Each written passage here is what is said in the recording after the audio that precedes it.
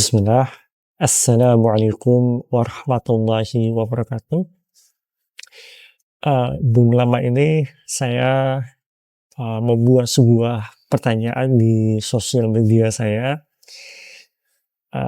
yaitu pertanyaan terkait apakah kita bisa menggunakan cryptocurrency atau token kripto untuk belanja di pinggir jalan. Nah, itu soalnya. Dan dari semua jawaban yang ada,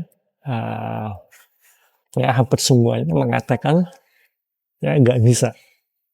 Ya nggak bisa menggunakan cryptocurrency atau token kripto untuk belanja di Indonesia. Apalagi kasusnya di pinggir jalan. Nah, dan sebetulnya ini pula lah yang menjadi alasan juga sebagai ulama yang mengharumkan muamalah pada Bitcoin atau cryptocurrency semisal, ya, karena beralasan Bitcoin atau cryptocurrency ini tidak bisa dimanfaatkan secara real. Nah, maka saya akan membuktikan kepada teman-teman, ya, sebetulnya bisa kita menggunakan cryptocurrency atau token kripto untuk belanja di Indonesia. Nah, saya sudah buktikan dengan saya belanja martabak di gerobak pinggir jalan. Nah, mengapa saya memilih penjual di pinggir jalan? Karena kalau seumpama saya memilih penjual yang ada kiosnya, tentu ya teman-teman akan beralasan, oh bisa saja si penjual itu memang punya dompet kripto.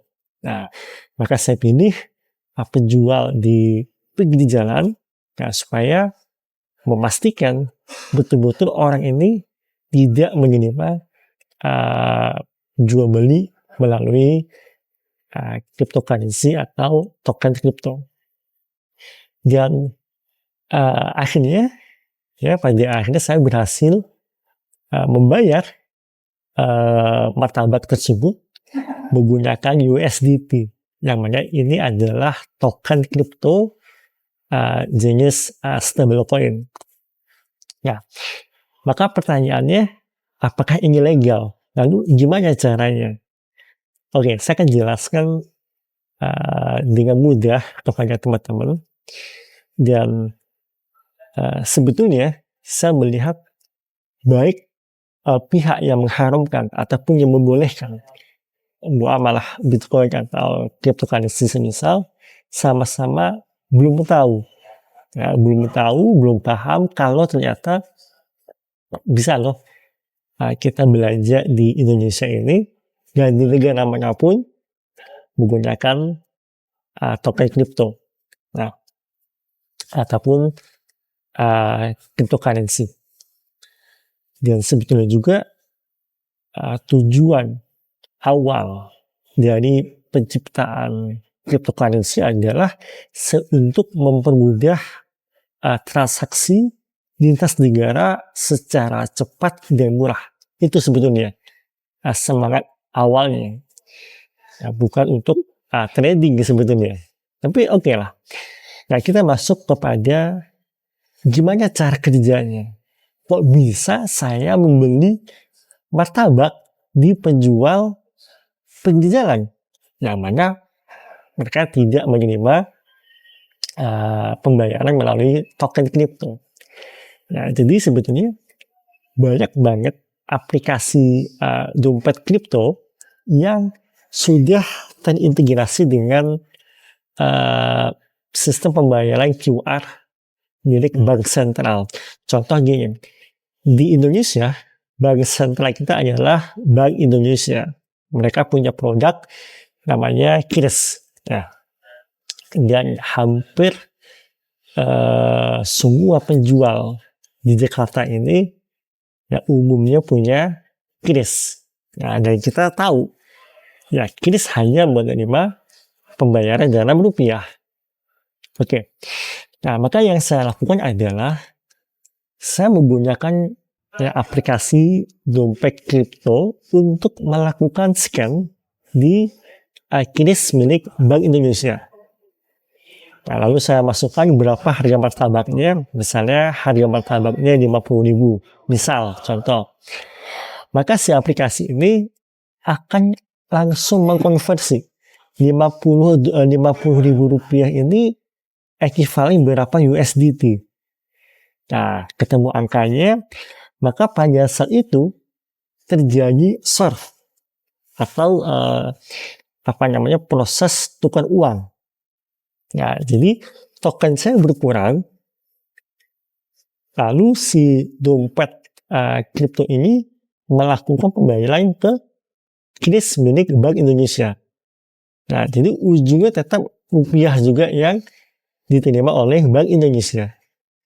Nah, dan luar biasanya juga dompet kripto ini bisa dipakai di banyak negara. Nah, sehingga kita misalnya mau ke Thailand, kita mau ke Malaysia, kita ke Singapura atau ke Saudi gitu ya, kita sudah tidak repot lagi untuk ya membawa banyak mata uang.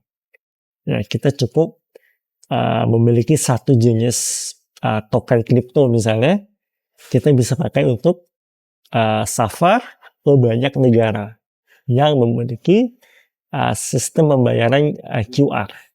Nah, kira-kira begitu. Nah, semoga video ini bermanfaat dan menambah wawasan kita, dan saya tetap masih pada pandangan saya. Kalau saya ditanya apakah bagus ya, jika investasi di kripto misalnya, maka dengan segala hormat saya tetap masih pada pandangan saya. Kalau memang Anda ingin investasi, ya pilihlah yang untungnya jelas, besar, dan aman. Salah satunya adalah emas fisik. Itu selalu sama saran saya.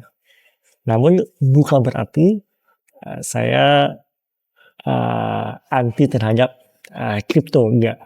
Ya, cryptocurrency ini sangat luar biasa. Hanya saja saya melihat kebanyakan orang tidak memahami tujuan awalnya itu apa, gitu ya. Sekian, wassalamualaikum warahmatullahi wabarakatuh.